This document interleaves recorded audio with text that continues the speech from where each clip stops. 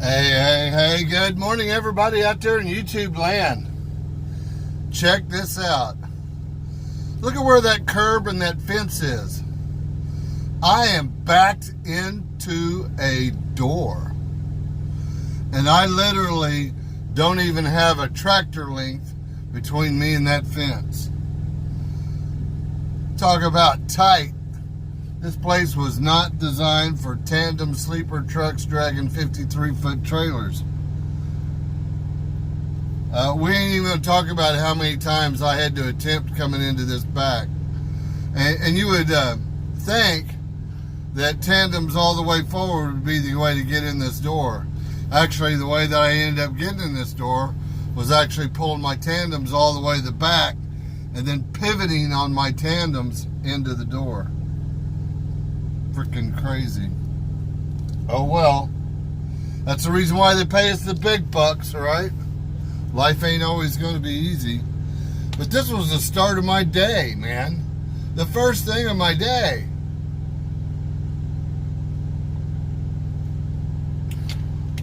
I broke a sweat. Somebody called the work police. I broke a sweat. Mercy. Well, they are back there shaking the truck, unloading the trailer as we speak. I am in, where am I? What town is this? I just call it the Twin Cities. I'm in Minneapolis metropolitan area. Plymouth, Minnesota is what they call this. You can't tell the difference. There's no grass between Plymouth, Minnesota and Minneapolis, Minnesota, so might as well just say we're in Minneapolis. As soon as I get unloaded here, I'm going to run down to Rochester, Minnesota, about 2 hours south of here. Pick up a milk load.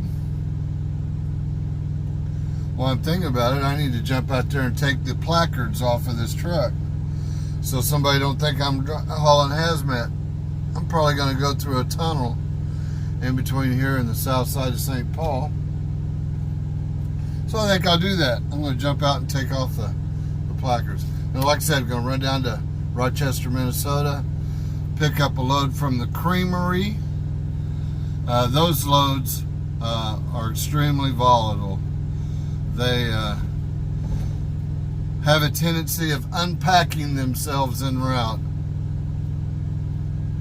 I learned that lesson the hard way. Drug a load up to Fargo, and when I opened the door, it was just a flood of cream coming out of the back of the truck. Oh, what a mess.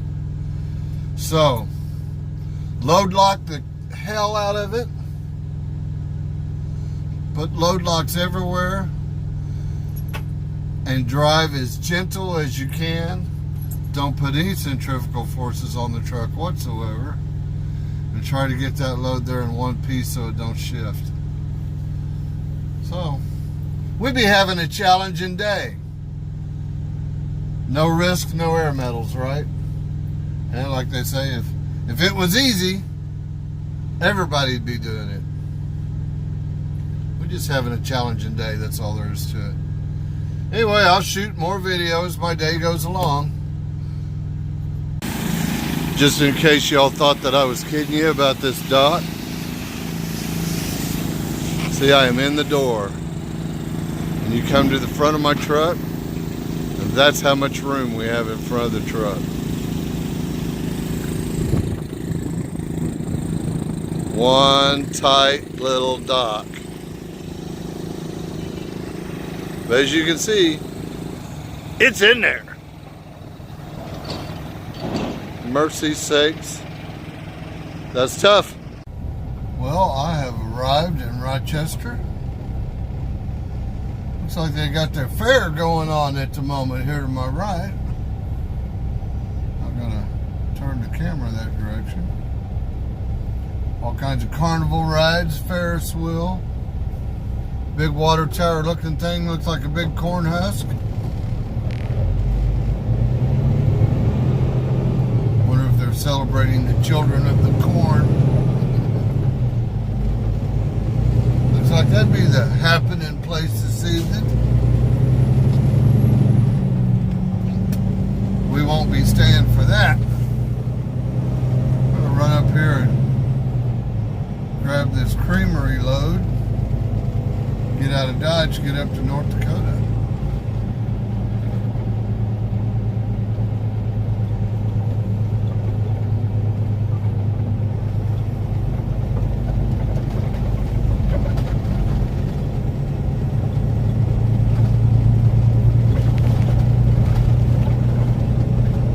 I love it up here in Minnesota in the summertime. It's just right. Look at the temperature. It's 83 degrees here today. Well, that'll make my people down in Oklahoma and Texas jealous today. 83 degrees.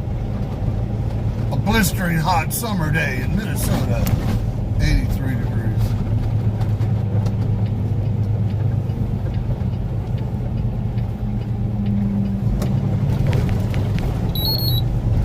That is, yeah, that's where I want to go. Almost thought I messed up there for a moment. Thought the recap made a mistake, man.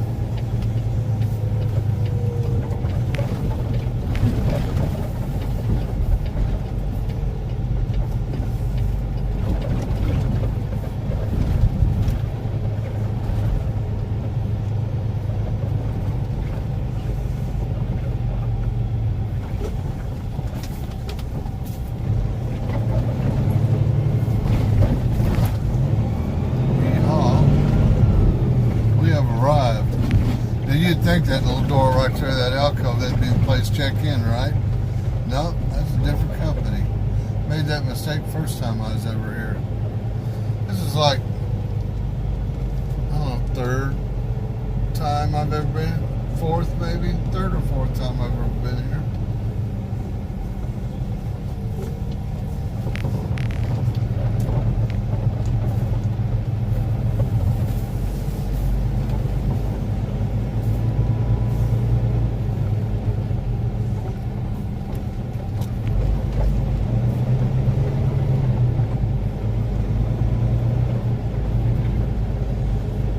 If I'm a live load or not, so I'm going to go check in first.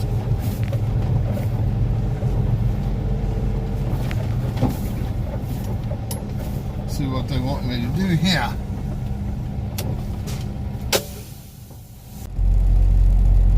Well, that turned out to be a dropping hook. Never going to cry about that, except for the fact that we traded our nice shiny 2019 trailer for a crappy old 2018 trailer. Right? Gonna gripe about a 2-year-old trailer? Not.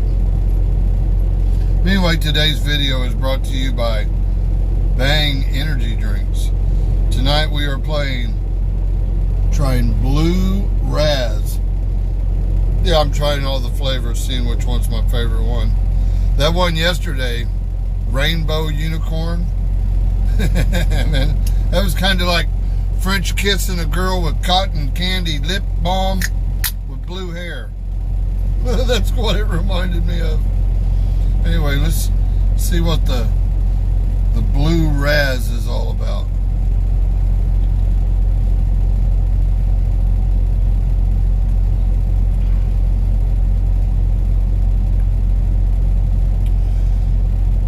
That's kind of like licking a girl in the face with blue hair. That's what that's like. All these things kind of taste like kind of cotton candy with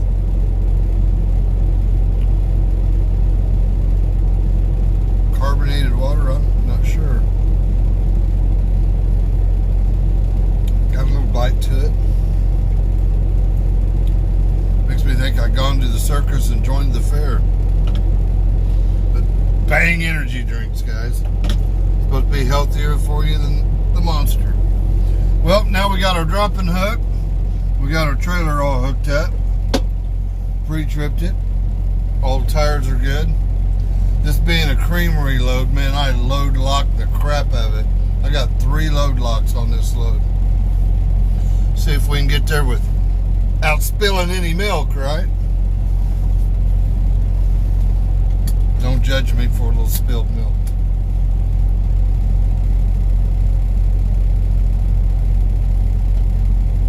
But we're way to Fargo, North Dakota. Yeehaw. I guess we could log in. Says you want to start trip? Yeah, I want to start this trip. Have you arrived at stop? Yeah, we got here. Oh, you want to know what trailer I'm dragging now? Man, y'all are nosy. Y'all just kind of want to know everything about what I'm doing, don't you? Imagine that. Okay, we brought in trailer 1193056, and when we picked up trailer 1183045. It is milk. It is not a hazmat load.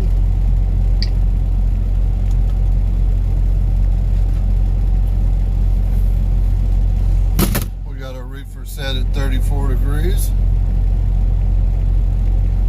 It's chilling.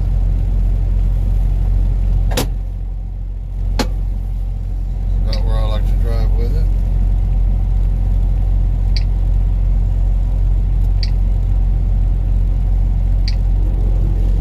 Go to driving. Put her in gear. Release the air brakes. I guess we could be all Mr. Professional and give her a little tug test, right? Actually do your job.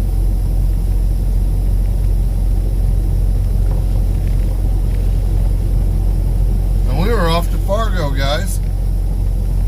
I'll talk to you here in a bit. Okay, I'm going to try this again. Shout out to Steve Hernandez. Steve asked me about sleeping out in OTR. What's the best places to do it? I'll tell you, my favorite place is rest areas. I like to sleep in rest areas. Heck, traffic's slowing down on me. That's what that beeping is that you hear. Let me know if traffic's slowing down in front of me. But I like rest areas. Anywhere but a Pilot, Flying J, Petro, or TA. Your big truck stops, they fill up early. They're packed. You're more likely to have somebody hit you. Especially during the summertime, they stink, man. Nasty for people peeing all over the concrete. They're just gross. So that's my least favorite place to stay of all. What I do is I will go into the Pilot or Flying J in the middle of the day, and I'll fuel up, and I'll take my shower and all that kind of stuff in the middle of the day. So at night I don't need any facilities except maybe a bathroom. I prefer to stay in rest areas.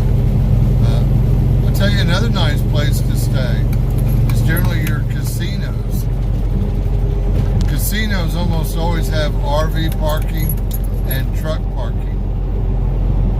And I have found the casinos are generally a nicer place to park. A lot of times they'll have security. They're generally quiet. They're clean. You've got entertainment for the evening. Nice restaurants if you want to do that.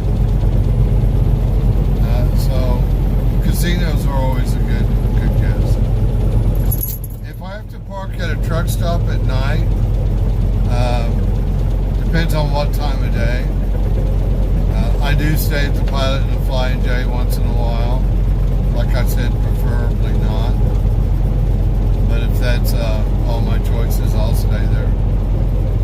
If I'm out west, I would prefer to spend the night on an off-ramp. Well, I say off-ramp. I actually would park on the on-ramp. Out in the boonies, out in the middle of nowhere where there's no traffic,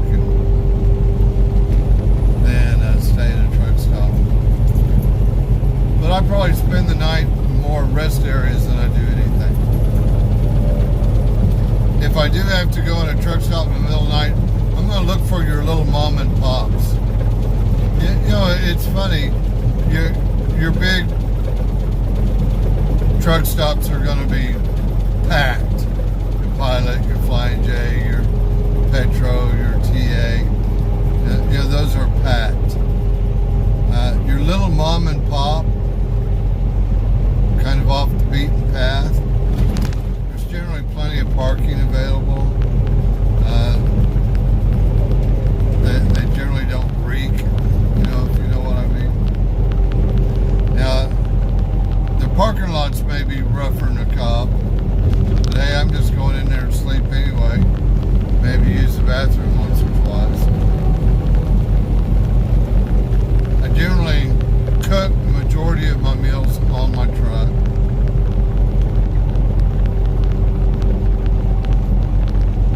So, you just kind of figure that out for yourself, out what you prefer. Some guys always want to stay at night at the truck stop. Don't know why. I don't. Well, if I have to. Really, the ideal situation is when you're delivering or picking up from a shipper or receiver that allows overnight parking. And the reason being is because you can park right there, take your 10-hour break, and then you don't have to log on to your clock or start your clock until after you're unloaded or loaded and you're actually going to start driving. That's probably the most beneficial thing of all. Now, probably less than half of your shippers or receivers will allow parking. Now, here at Magnum, a lot of our, we're hauling all contracted freight that are customers. There are direct customers. So a lot of our shippers and receivers have overnight parking. So that's not unusual either. So I really don't know what to say, about that as far as parking, OTR. Rest areas are my favorite, man. Always like grabbing a rest area.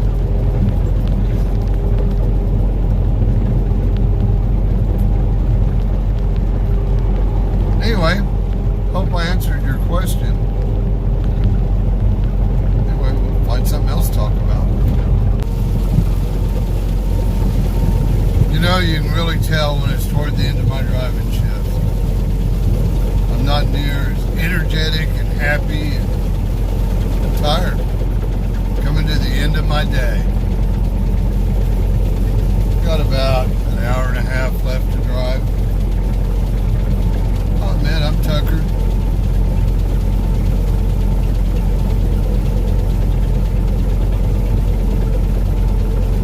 Got a lot of stuff to get done on the truck tomorrow. Got to get a PM. Got to get my wiper blades changed. Not too bad. Got over 90,000 miles on the truck. Needing a set of wipers. Now they more smear than wipe at the moment.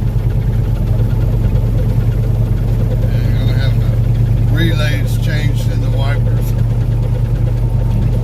Sometimes they're staying on, sometimes they won't quit. I had a torrential rain here about a week ago, and it was heavy rain. I mean, it was a downpour. Wipers quit working on the line. Had to stop. So we're going to have all that taken care of. I'm getting satellite TV installed on the truck tomorrow. That'll be kind of like a new toy. If I look in my rearview mirror, there's a big old fat rainbow behind me.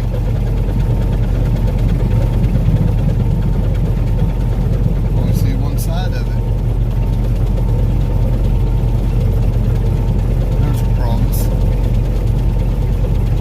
Some people know what that means. But we're just going to truck it on into Fargo, drop this trailer at the receiver, pretty much call it a night. Probably have something else to say before the night's over.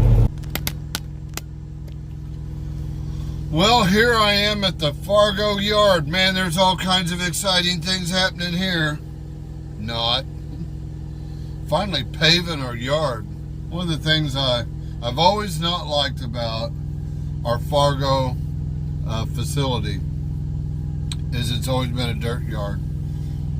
You know, this was the original terminal 30 years ago. This is home base, as they say. Yeah, and we started out with nothing but a dirt yard. They got everything here. I mean, everything that you possibly want. The shop, by the way, is the bomb. The mechanics here are most excellent. But I'm here to actually get a PM. Got some little work I need done on the truck. Supposed to be getting satellite installed today. My man was telling me that satellite may not happen today. Not that big of a deal if it doesn't happen today. I've got a trainee I'm picking up today, so I'll be back here. And this is an experienced driver. This trainee actually come to us from Schneider. You know, I've trained a lot of trainees that, and when I say train, not really train. The way we do it is if you're an experienced driver and you have less than 1 year's experience when you come to Magnum, we're going to require that you go out with a trainer for 2 weeks. And the main reason for the 2 weeks is to teach you our system. You know, how to run our people net, how to communicate with the shop, how to do our paperwork, you know, all that kind of stuff. So that's the main reason. The other thing is we want to verify that you can drive a truck. We want to recognize do you have any unsafe habits or anything else like that? And we're going to correct it during those 2 weeks. So we're going to watch the style that you drive and offer constructive criticism. But and if you have over a year's experience, as long as you do good on your test drive, you're not going to be required to go with a trainer at all. If you're brand new, you just got a CDL, and you've actually never worked for a company OTR before, you're going to have 30 days in the truck with a trainer, possibly more. Every trainee I've ever had has graduated at 30 days into their solo truck. Every experienced driver I've ever had in 2 weeks graduated to their solo truck. I've had buku trainees, and I've only had one that didn't graduate into his solo truck, and that was the last one. He quit a week and a half into the process. I'm being a very bad boy today. I'm indulging, drinking my Monster. I'm sitting right here next to a line of brand new 2020 Peterbilt 579 Ultralofts. They got now this one here's got the number on the front of it, 2022, cool number. None of the rest of them have any numbers on them. This one doesn't have any letters on it, doesn't say Magnum on it anywhere. Well, anyway. So we're still getting some of these new trucks in. That one's 22, so that means, and we've probably got several on board. We're getting at least another 20 more brand new trucks. So, and there's a whole line of trucks over there. I see a bunch of 15s on lines over there, but the 15s they're going bye-bye. And that's all I see over there is the 15s. 15s are being sold off.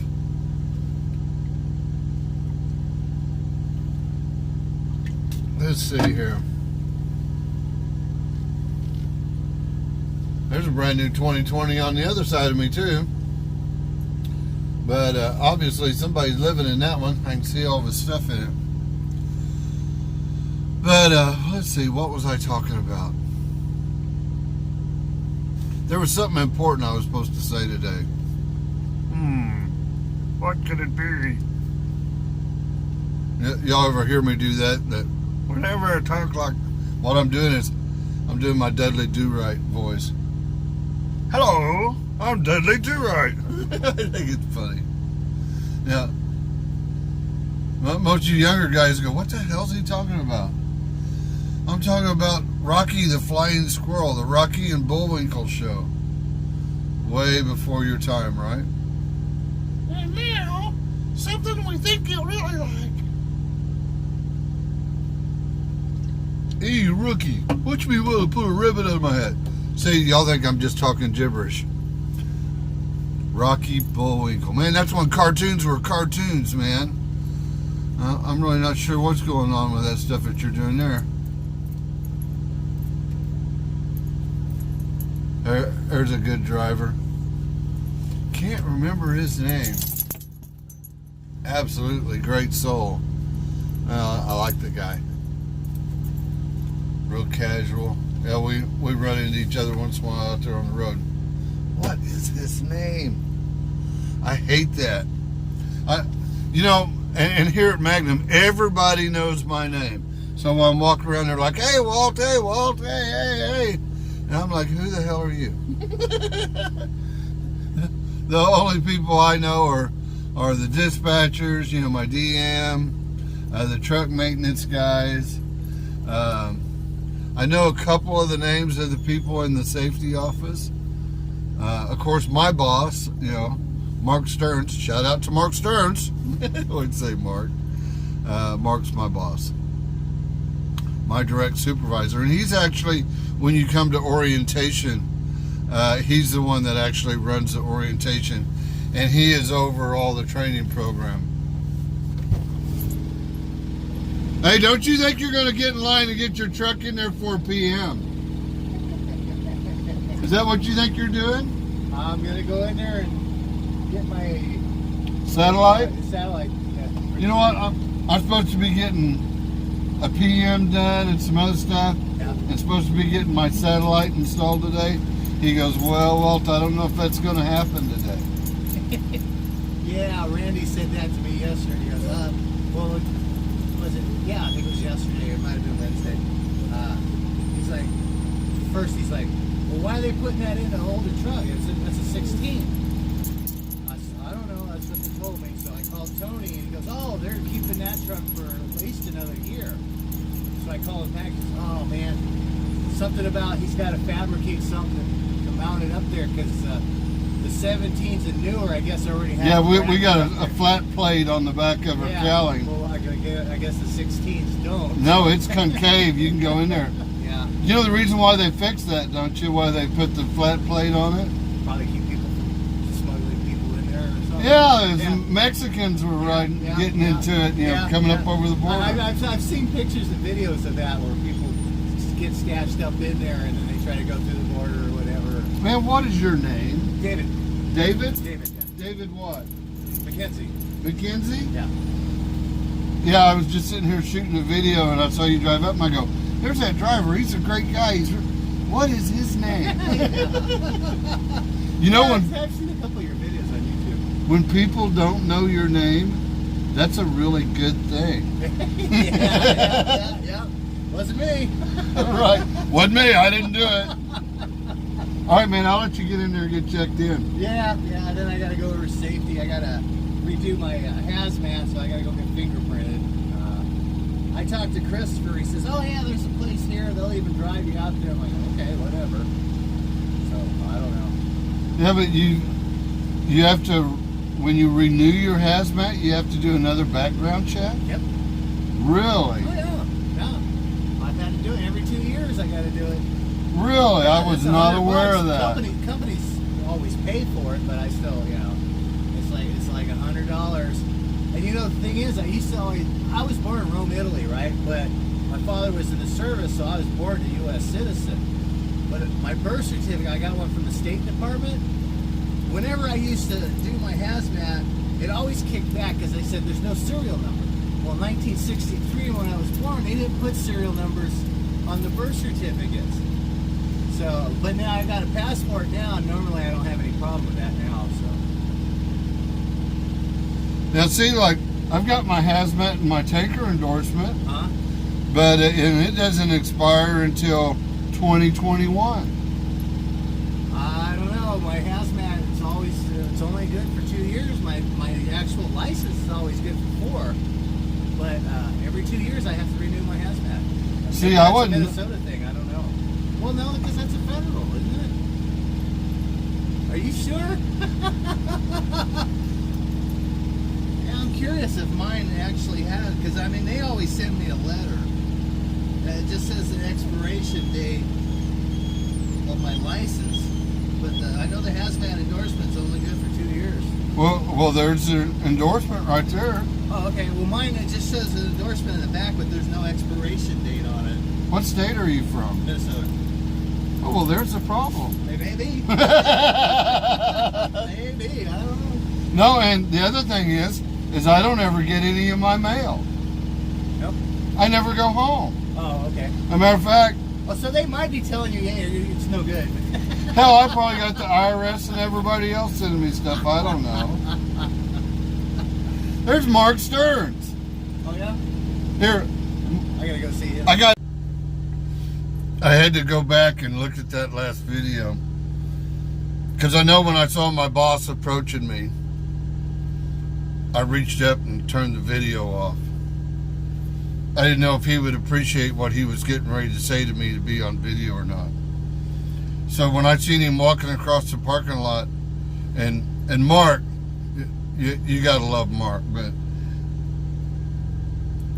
whenever he comes at you and he's smiling, that's not necessarily a good thing. Okay?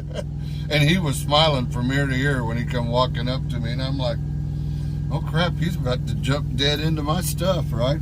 What did I do? But no, not at all. Yeah, that's cool about the atmosphere here at this company. That's my boss, and we joke around and we just talk. You'd think we'd been buddies for years. But we actually, man, what is wrong with this thing? It doesn't want to focus. We actually interact with people on a personal basis. For instance, my dispatchers, my driver manager, the guys in the safety office, my boss, we're all friends on Facebook. We talk to each other outside the job. We interact with each other. All these companies always say, we treat you just like family. Well, most of them are full of crap, Here, it's actually like a family. This is my extended family. I just can't say enough about this company. But actually, what Mark did is he had a new driver in tow. And Mr. McKenzie, a shout out to Mr. McKenzie if you happen to watch this video. Brand new driver, come to us. When I say brand new, he's actually been driving a truck for 11 months. And the deal is, if you got less than 12 months experience, you're supposed to go with a trainer for 2 weeks. That's company policy. There are exceptions to every rule. So when he told me he had 11 months experience, I said, oh man, you're just under the wire. So you going with a trainer? What trainer are you going with? And Mark standing there goes, nope. On the drive test, he did excellent. He's not going with a trainer. He's going straight into his own truck. So we talked about the ins and outs of choosing a manual and choosing an automatic. I told him about my experience, that I talk more crap about automatics than anybody you ever met. And here I am. I love my automatic. So that was kind of our conversation there. I probably should have let the video run. But when your boss is coming at you, maybe could be a good thing, could be a bad thing. You never know, right? But anyway, definitely don't want to put my boss on blast on video and him not know that I got a video running either. That would not be cool. And then he goes, I told him I had a video going, and I saw him and mentioned his name, and He goes, well, I'm going to have to go back and watch that one for sure. And I'm like, oh crap, now I got to do editing and everything, right? Man, enough of that. Anyway, yeah. You know, for instance, if you're just like family, you know what everybody likes to do, right? You know their hobbies. You know what they like to do away from work. For instance, Mark Stearns, my boss. He has an unusual hobby. He's kind of a history buff of sorts. Real smart dude. Very much the intellectual type. But his hobby is he's a modeler. And what I mean is he makes these scenes. You know, he does like tank models and artillery models and war models and stuff. And he makes the full scene, the terrain, the trees, the background, the splash of mud on the tanks, all the detailed paint jobs, everything. They look real as hell. Absolutely cool. I've seen him working on a couple of them. Cool stuff. Lorenzo, one of my trainees, wants to be a competition fisherman. You know, you just know what everybody does, you know. Jen, for instance, one of our dispatchers, I know when her kids' birthdays are. I know what they do. You know, we know each other. We truly are like a family. Now, you can't get your butt in a wrinkle. You screw up bad, you can definitely get into a wrinkle. Everybody's still going to do their job. But we can do it like family. Anyway, that's probably enough about that video. I wish somebody would come out here and grab this truck and do my work on my truck's what I want. Okay, hopefully I can actually get this video finished before I get interrupted. But you want a job here at Magnum? Make sure that you go down there where it says contact recrap in the recrap? Really? In the description on this video, right down there, it says contact recap. It's got my email. Shoot me an email with your name and phone number, and I'll holler back at you. Let's talk about you getting your dream job.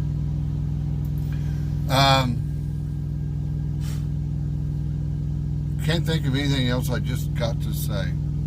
Oh, I want to really appreciate the guys that sent me comments and stuff on that last video. Y'all figured me out, man. I actually chose the number on this truck. I had the choice when I moved into this 19. Tony said, you know, you got this span from this number to this number. Which one do you want? And me being an old Marine, I'm very partial to the 1911 45. And so I said, I'll take 1911, man. That's my number. I've carried a 1911 most of my life. I am definitely a gun guy. So here's the trivia question for the day. In an AR, most of you know that a 223 and a 5.56 are basically the same round. There's a little difference. Here's the trivia question of the day. It's a two-part question. What is the difference between a 223 and a 5.56 round?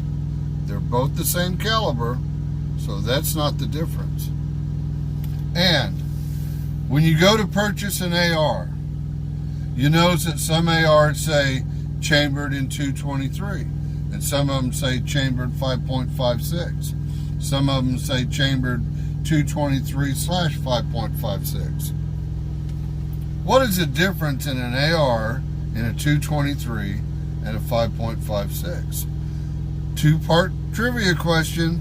Let's see how many of y'all gun guys actually know your stuff. But anyway, enough for today. Y'all have a great day. God bless each and every one of you. Focus. Remember, you too can change the world. All you got to do is be nice to each other. Bye-bye.